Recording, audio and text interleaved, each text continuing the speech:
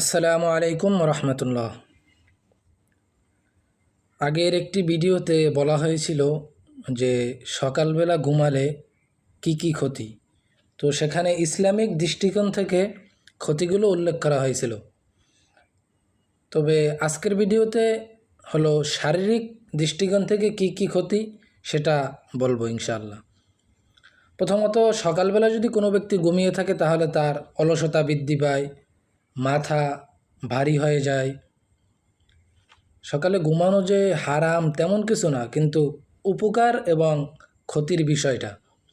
এবং আরও ক্ষতি হলো হজম শক্তির ক্ষেত্রে বিভিন্ন সমস্যা হয় এবং শরীর মোটা হয়ে যায়। যারা চিকন তাদের জন্য তো সুবিধা, কিন্তু আসলে সকালবেলা ঘুমালে শরীর মোটা হয়ে যায়। মোটা হয়ে গেলে তো শরীরের মধ্যে একটি অসহ্য যাতনা সৃষ্টি হয়। তারপর হলো মানসিক চাপ সৃষ্টি হয়, রক্তচাপ এগুলো সৃষ্টি হয়। এবং আরও একটি সমস্যা হলো আপনার ডায়াবেটিসে সমস্যা হয়। তাই আমরা সকালে ঘুমানো থেকে বিরত থাকব। একদম ঘুমাবো বলতে কখন ঘুমাবো?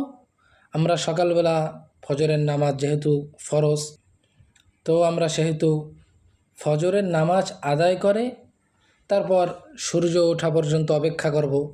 সূর্য ওঠার পরে আমরা ঘুমাবো, তাহলে সমস্যা নেই। কমপক্ষে সূর্য ওঠা পর্যন্ত আমরা যেন অপেক্ষা করি, তারপর ঘুমাবো ইনশাআল্লাহ। তাহলে আমরা ইসলামী দৃষ্টিকোণ থেকেও যে ক্ষতি এবং শারীরিক দৃষ্টিকোণ থেকেও যে ক্ষতি, উভয় ক্ষতি থেকে আমরা নিরাপদ থাকতে পারবো। তো আমরা আমল করার চেষ্টা করব ইনশাআল্লাহ।